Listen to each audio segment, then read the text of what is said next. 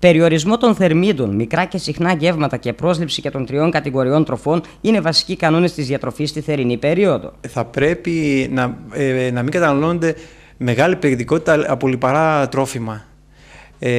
Σίγουρα η ποσότητα, ο όγκος των θερμίδων το καλοκαίρι ίσως θα πρέπει να μειώνεται λιγάκι, γιατί οι ανάγκες είναι λιγότερες του οργανισμού.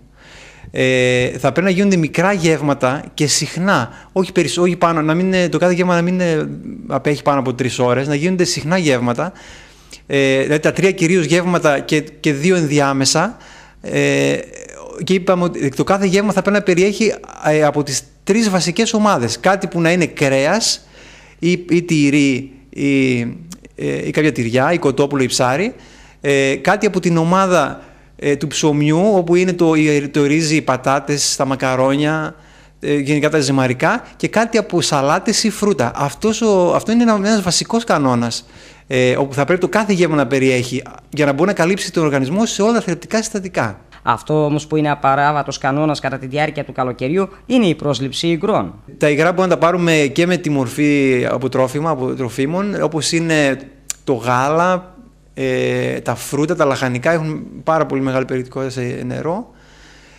Επομένως και από αυτά μπορούμε να πάρουμε και υγρά και ιχνοστοιχεία, και σίγουρα θα πρέπει να συμπληρώνουμε και το υπόλοιπο ποσό με νερό. Σίγουρα όμως πρέπει να πούμε και η υπερβολική ποσότητα νερού, και αυτό δεν ενδείκνυται, γιατί μπορεί να προκαλέσει δυσπεψία, μπορεί να προκαλέσει διαταραχές στο πεπτικό σύστημα γενικά, στο στομάχι, δυσφορία αν πιούν πάρα πολύ νερό. Επομένως θα πρέπει να μάθουμε να ακούμε τις εντολές που μας δίνει το σώμα μας, κυρίως αυτό,